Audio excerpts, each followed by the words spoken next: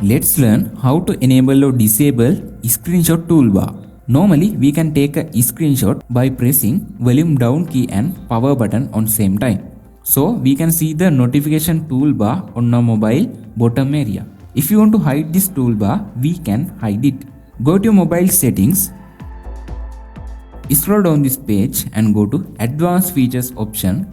Click on this Screenshots option. In here, you can disable this screenshot toolbar. For screenshots, more options are available here. You can enable or disable this as you like. If you want to change your screenshot file format, you can change it on here. Now I am using JPG format. If you want to change it to PNG, you can change it.